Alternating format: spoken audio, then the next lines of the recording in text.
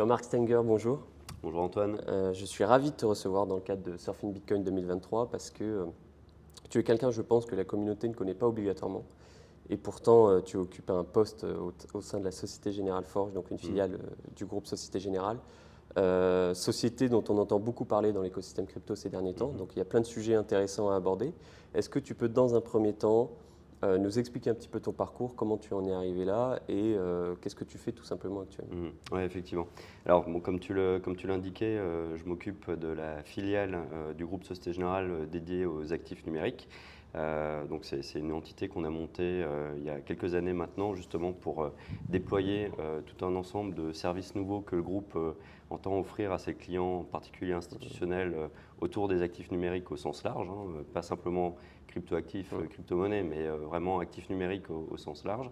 Et donc mon parcours, c'est un parcours dans la banque assez traditionnel, hein. Ça fait une quinzaine d'années que je travaille pour la Société Générale dans les activités de marché et mes derniers postes étaient autour de la gestion d'actifs. Et j'étais notamment directeur des investissements d'une autre filiale du groupe qui s'appelait Lyxor Asset Management, qui gérait un certain nombre d'actifs plutôt sur des stratégies alternatives, c'est-à-dire des stratégies non classiques, notamment hedge funds, qui ont petit à petit évolué aussi vers des activités crypto. Et c'est comme ça que j'ai un peu fait la transition il y a quelques années. D'accord. Donc concrètement aujourd'hui, qu'est-ce que propose Société Générale à ses clients? Est-ce que c'est déjà des clients particuliers? Est-ce qu'ils sont seulement institutionnels et quels sont les services que vous proposez exactement? Oui, tout à fait.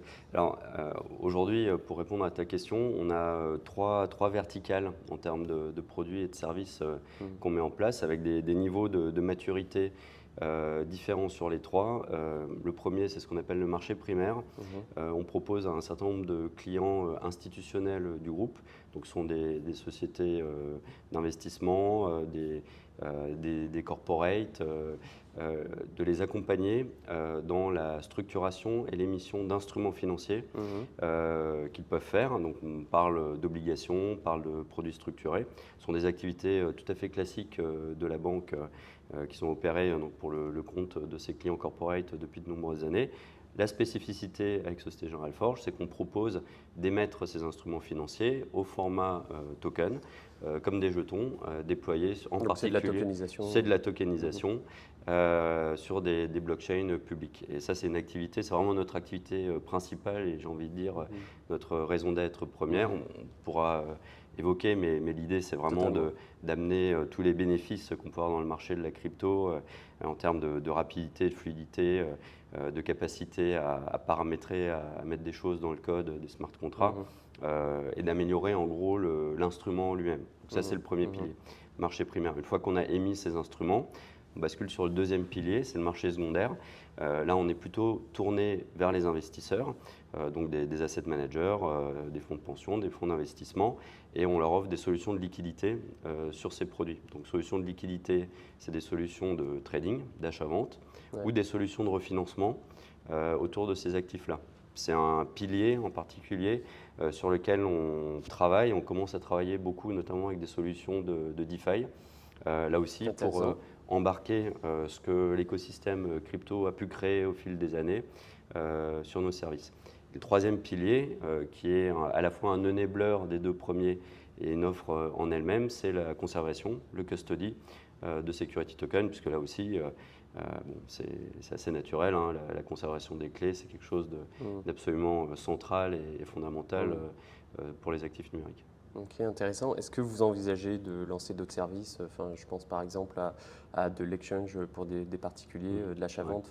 Alors, tous les services que je viens de décrire, et en tout cas aujourd'hui, notre stratégie est vraiment axée vers la clientèle institutionnelle. Donc, on n'a pas de plan particulier vis-à-vis de la clientèle retail. C'est peut-être des choses qui arriveront dans le futur. On a besoin, puisqu'on pourra peut-être en parler aussi évidemment, d'un point de vue réglementaire, et en particulier quand on est une banque avec tout toutes les règles qu'on se doit de suivre, c'est déjà un challenge Ouais, complètement, ouais. d'amener des actifs numériques natifs, hein, puisque nous, on travaille vraiment sur des infrastructures blockchain et des protocoles publics, hein, Ethereum, Tezos. J'allais te demander justement sur Ouais. quel protocole est-ce que Voilà. vous travaillez. Ouais. Déjà, faire Et rentrer pourquoi ça. Ethereum, pourquoi Mhm. Polygon, pourquoi eux plus que d'autres? Alors, oui, alors c'est une question en soi. En fait, sur les gammes produits que l'on a développées, il y a quelques années, quand on a eu à faire ses premiers choix, évidemment, on s'est interrogé sur le type de protocole à Bien sûr. utiliser. Ça fait quand même maintenant 5 ans que la filiale existe, ça fait 6-7 ans qu'on travaille sur ces sujets, donc Il y a un certain recul. il y a un recul. Mmh. Et les premières émissions de security token qu'on a réalisées datent déjà de 2019. À l'époque, il faut se remettre un peu dans le bain, Ethereum n'était pas encore peut-être aussi mainstream que ce qu'il Bien était sûr, aujourd'hui. bien Et sûr. donc la question évidemment se posait sur quel protocole travailler. Nous, il y a un élément qui nous a paru fondamental dès le début, c'est d'avoir la capacité déjà de travailler sur plusieurs protocoles. Parce que, bon, on le sait, tous les protocoles ne sont pas équivalents. Donc c'est une diversification C'est une des risques aussi. diversification et également c'est une adaptation et un choix de protocole sous-jacent en fonction de l'actif numérique sur lequel on va travailler, du use case. C'est une analyse multifactorielle des critères de gouvernance du protocole, de sécurité, de performance, de capacité à déployer du code plus ou moins facilement, accessibilité du langage. Voilà, c'est une analyse sur ces différents paramètres qui nous amène à aller sur un protocole plutôt qu'un autre. Mhm. Tu as parlé de la tokenisation, qui est une des grandes parties de vos activités visiblement. Ouais. Est-ce que tu peux un peu expliquer à nos auditeurs et ceux qui ne savent pas exactement ce que c'est, alors tu l'as déjà un petit peu évoqué, hein, mais quel est l'apport de la tokenisation? Les gens associent souvent ça à de la numérisation finalement, un petit peu. Qu'est-ce qu'on a de plus avec la tokenisation? Qu'est-ce qu'on peut faire de plus grâce à ça? Oui, tout à fait. Alors, tokenisation, c'est un champ en fait qui est assez large. On en entend souvent parler quand on parle de tokenisation d'actifs réels, hein, d'immobilier ou de parts de fonds illiquides. Ouais. On ne sait pas ce qu'on fait. Nous, l'activité, elle consiste à créer des instruments financiers qui sont déjà liquides en eux-mêmes dans un format numérique. Et ces instruments n'existent d'un point de vue juridique et réglementaire que sous la forme de jetons déployés nativement donc sur ces blockchains, encore une fois Ethereum ou Tezos. Donc en fait, pour nous, l'intérêt de créer un titre financier, on va prendre l'exemple d'une obligation, la banque va accompagner, encore une fois traditionnellement, on va prendre l'exemple d'une entreprise qui va chercher à se financer en émettant une obligation sur le marché. Encore une fois, en finance traditionnelle, la banque va structurer cette obligation, va rédiger la documentation juridique associée à cette obligation, va ensuite placer ce titre financier auprès d'un certain nombre d'investisseurs et le titre va exister, va être matérialisé par son inscription dans un ensemble de systèmes financiers traditionnels, des dépositaires centraux, des sociétés comme Euroclear ou Clearstream par exemple, et le titre va exister de ce fait-là. J'ai envie de dire, évidemment, on tire un certain nombre de complexités liées à la complexité même de cette infrastructure de marché qui date déjà des années 70-80, qui est très fragmentée en fait et qui a peu évolué finalement avec le temps. Qui a assez peu évolué, qui a été optimisée, mais qui trouve aussi certaines limitations en termes de capacité de distribution du titre plus ou moins facile, lenteur de processing des trades, risque de contrepartie, risque de settlement, risque d'exécution. Donc ça, c'est l'infrastructure financière classique qui existe et qui fonctionne relativement bien pour la plupart des opérations. Maintenant, nous, il nous semble que créer ce titre financier nativement sous forme d'un jeton numérique, évidemment, je pense que tout le monde le comprend, on utilise des plateformes numériques de façon très facile et très fluide aujourd'hui. Et dans la crypto, on s'échange de la crypto, voilà, les auditeurs, je pense, le savent très bien, de façon quasi instantanée, gratuite et finalement très fiable. Hein. Il y a assez peu de transactions, enfin il n'y en a même aucune qui échoue. Alors qu'encore une fois, dans le monde financier traditionnel, on a des réconciliations de positions permanentes parce qu'on n'a pas ce registre unique, fiable, immuable, qui est offert, infalsifiable, qui est offert par la blockchain. Et donc, voilà, pour nous, l'intérêt, c'est évidemment d'utiliser ces caractéristiques intrinsèques de la blockchain en ayant un titre numérique qui va circuler sur ce marché, sur cette infrastructure de marché, de façon incomparablement plus rapide, plus sûre et moins chère que dans une infrastructure de marché traditionnelle. C'est intéressant parce que je pense que nos auditeurs abordent le sujet de la blockchain et des crypto-monnaies surtout par l'aspect spéculatif. Et donc on a tendance parfois, et notamment dans des marchés baissiers, à ne pas se rendre compte du réel intérêt technique qu'on peut avoir derrière. Est-ce que tu penses que dans un avenir très lointain, c'est envisageable d'avoir des marchés financiers, des émissions de dette qui se font quasiment exclusivement sur blockchain? Est-ce que c'est quelque chose de possible? Oui, bien sûr, et c'est pour ça qu'on investit dans ces sujets à la Société Générale, parce qu'effectivement, notre sujet et la proposition de valeur nouvelle qu'on porte à nos clients habituels, hein, encore une fois, entreprises, sociétés financières, c'est d'amener cette amélioration du service et fluidité, rapidité, sécurité de transfert des titres financiers, voilà, d'amener un saut quantitatif très fort. Et effectivement, notre sujet est un petit peu moins la crypto pour la crypto, même si les deux sont indissociables hein, d'une certaine façon, mais on ne va pas du tout aborder ces développements. Et en termes de potentiel futur, on voit plutôt effectivement l'intérêt de l'infrastructure blockchain et des protocoles majeurs en finance par ce biais de fluidification finalement de l'échange de titres financiers. Et peut-être juste pour élargir un peu la discussion, en fait, d'une certaine façon, il y a aussi une convergence sur ces sujets, puisque, bon, notamment avec tous les développements réglementaires récents, les gens ont probablement suivi aussi les sujets aux États-Unis sur la qualification des cryptos en titres financiers ou pas. Enfin, bon, avec une vision qui est différente de Exactement. l'Europe. Ce sont des débats qui animent les régulateurs des deux côtés de l'Atlantique de façon très virulente.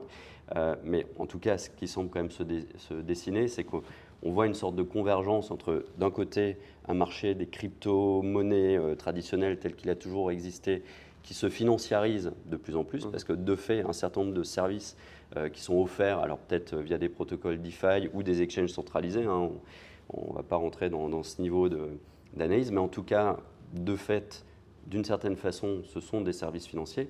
Donc la réglementation s'en empare également et réaligne les obligations sur ces sujets-là. Donc la crypto traditionnelle, j'ai envie de dire, converge vers les pratiques et la réglementation financière. Et de l'autre côté, et encore une fois, nous, on se positionne sur cet autre axe, nous aussi, sur nos activités financières de marché traditionnelles, activités de paiement également, c'est moins mon sujet à la Société Générale, mais on le voit aussi, on voit aussi un intérêt très très fort et une proposition de valeur très très forte de l'infrastructure et de l'écosystème crypto dont on peut bénéficier pour améliorer le service à nos clients. C'est super intéressant. L'intérêt de la tokenisation, c'est aussi de se libérer des tiers. Donc, tu l'as déjà dit et expliqué, mais est-ce que tu peux nous expliquer en quoi ton rôle finalement est essentiel et en quoi la proposition de valeur que vous avez elle ne s'exonère pas du fait que la tokenisation permet de se libérer des tiers. Oui, tout à fait. Alors, ça fait complètement partie effectivement de ce qu'on appelait la proposition de valeur intrinsèque des marchés crypto et de la blockchain. C'est qu'effectivement, le fait d'avoir un registre unique, encore une fois immuable, infalsifiable, ça élimine de facto de l'équation un certain nombre d'acteurs qu'on a dans les marchés financiers traditionnels où on va en permanence réconcilier les positions que l'on a entre deux contreparties au niveau des front office, des middle office, des back office. On a des chambres de compensation, on a des dépositaires, enfin on a des registres finalement dans tous les sens qui évidemment ne sont pas synchronisés, et sachant que les opérations se font également à un rythme élevé, donc ça crée des backlogs importants qui créent des lenteurs et des coûts supplémentaires. Effectivement, sur des infrastructures blockchain, on va simplifier ça, on va écraser les chaînes de valeur. Et donc effectivement, ça veut dire que si on se projette un petit peu, nous on voit très bien une évolution des infrastructures de marché dans lesquelles un certain nombre d'acteurs vont continuer à exister parce que simplement, juste à titre d'exemple, la réglementation va imposer à un moment donné qu'un acteur soit responsable de quelque chose.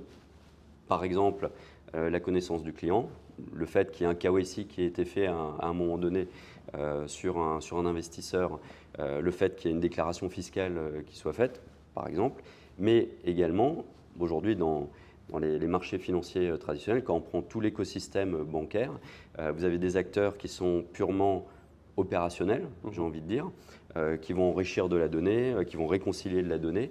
Bon, évidemment, là, ça va être plus compliqué pour eux demain si une partie de ces actifs migre sous format numérique. Tout ne migrera pas. Évidemment, les deux systèmes vont probablement coexister pendant un certain temps et il y a peut-être des actifs ou des services financiers qui continueront à exister parce qu'ils sont déjà très optimisés, très sûrs, très fluides sous format traditionnel. Mais en tout cas, nous, on pense qu'il y a au moins une partie des titres sur lesquels on voit des use cases très très forts qui vont migrer progressivement sur ces formats-là. Peut-être juste pour finir, c'est tout l'enjeu également qu'on voit en Europe avec l'arrivée prochaine de la réglementation MiCA, avec une autre réglementation qui est un peu moins connue, qui s'appelle le régime pilote pour les security tokens, mais qui crée justement un cadre très complet, très innovant en Europe pour faire décoller ces marchés. Ok. Tu parles de régulation justement. Est-ce qu'il y a aujourd'hui certaines choses que vous voulez faire et que finalement le flou réglementaire vous empêche de faire? Est-ce qu'il y a des limites à cette régulation? Oui, alors, bon, on aime bien toujours parler de réglementation et taper un peu sur les régulateurs.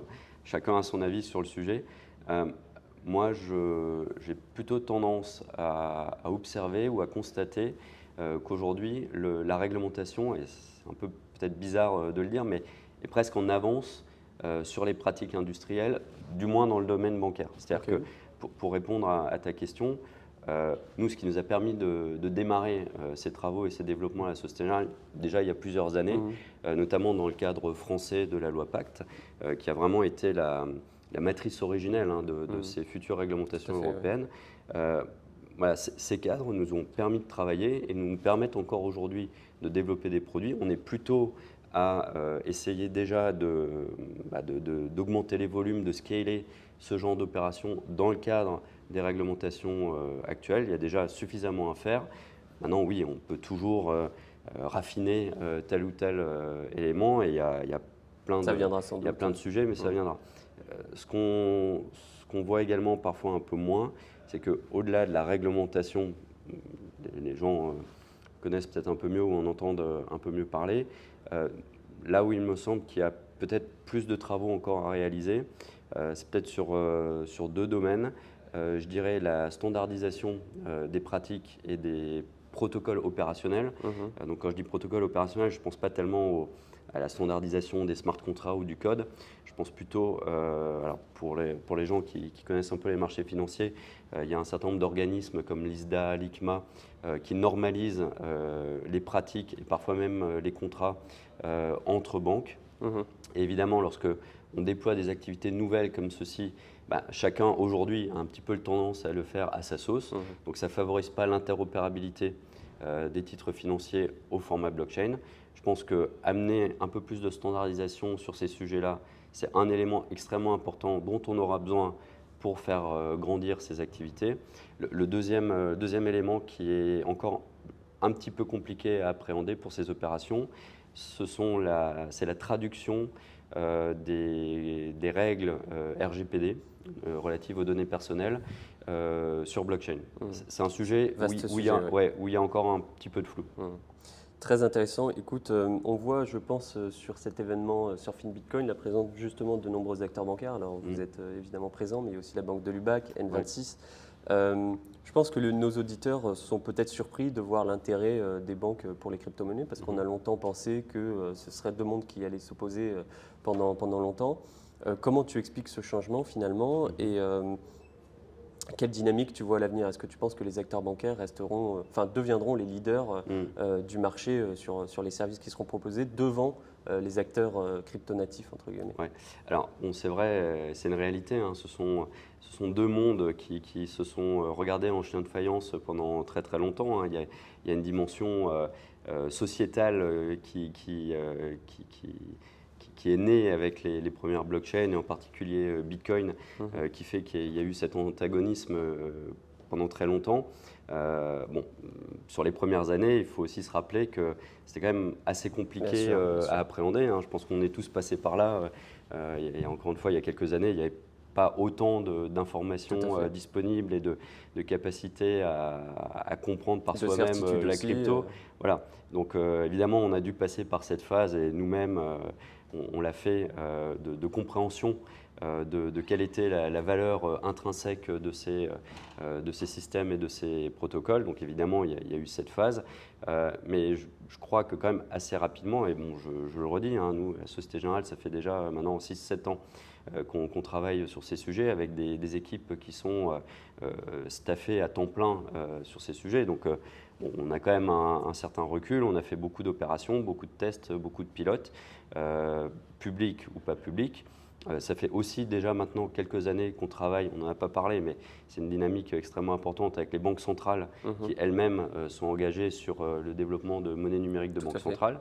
Il y a beaucoup de travaux, de discussions, d'échanges qui existent, hein, pour se forger une idée, une conviction sur les modèles de monnaie numérique qui seront les plus pertinents. Et en fait, je pense que c'est ça, c'est une courbe d'adoption. Moi, il me semble qu'il y a... C'est difficile de donner un point temporel précis, mais je pense qu'il y a 2-3 ans, globalement, dans les banques un peu leaders sur ces sujets, qui ont justement mis du temps, de la ressource et des équipes dessus, il y a 2-3 ans, je pense qu'il y a eu un espèce de point de non-retour où voilà, ces acteurs leaders du marché ont compris que la proposition de valeur intrinsèque de la blockchain, si ce n'est pas des cryptos, allait amener quelque chose de façon irréversible dans les marchés financiers, parce que, encore une fois, les bénéfices, quand on réalise des opérations concrètes, sont potentiellement assez massifs. Et donc, voilà, que ce sont des systèmes qui portent en eux une capacité de transformation structurelle des marchés financiers assez fondamentale, et donc vous ne pouvez pas passer à côté, surtout quand vous êtes dans une banque qui a quand même des activités de marché, des activités clients assez importantes. Ouais. Donc oui, il y a cette convergence qui s'opère. Pour la deuxième partie de la question, alors, personne n'a de boule de cristal, donc c'est difficile de savoir si ce sont les banques qui vont prendre le pas sur les marchés crypto ou des acteurs crypto-natifs. Encore une fois, moi je pense qu'il va y avoir une convergence. Je pense que c'est une phase extrêmement intéressante qu'on est en train de vivre, hein. C'est d'ailleurs passionnant en soi de voir ces développements. Il y a probablement des acteurs crypto qui vont émerger comme des acteurs financiers majeurs de demain. D'ailleurs, ces acteurs-là sont tous en train de demander des licences qui sont de plus en plus proches de licences bancaires. Je pense qu'on va aussi voir un jour ou l'autre un acteur crypto-native acheter une banque. C'est très probable. Et de la même façon, du côté des banques, ben, le chemin est fait aussi. Et nous-mêmes, on a nos ambitions et nos enjeux sur ces sujets. Et on va probablement, si encore une fois le cadre réglementaire est suffisamment clair, proposer des services à notre clientèle autour de ces actifs-là. C'est passionnant. J'aurais eu énormément d'autres questions, beaucoup d'autres questions. Malheureusement, le temps passe. Donc, on va conclure en étant voilà, à Surfing Bitcoin. J'aimerais connaître un petit peu ton avis sur Bitcoin, tout simplement. Comment est-ce que tu le vois se développer et qu'est-ce que tu vois pour les années à venir le concernant? Oui, tout à fait. Alors, Bitcoin, comme on l'a pu comprendre, nous, on ne travaille pas du tout sur Bitcoin, hein. On travaille sur les protocoles programmables, hein. Programmable, tout à fait. Et effectivement, Bitcoin a une place un peu à part, mais en tout cas, c'est un protocole évidemment qu'on suit de très près. On suit les communautés de très près, puisque bon, c'est quand même là aussi la matrice originelle de toutes les cryptos. Et en tout cas, les débats, les développements relatifs à Bitcoin sont souvent annonciateurs de tendances et d'évolutions sur d'autres protocoles. Et donc à ce titre-là, puisque encore une fois on développe nous-mêmes des smart contracts pour nos produits, on se doit aussi de suivre l'actualité, j'allais dire, qui concerne Bitcoin. Évidemment. Jean-Marc Stenger, merci, c'était passionnant et Merci à à très toi. bientôt sur la chaîne du Journée du Coin. Merci.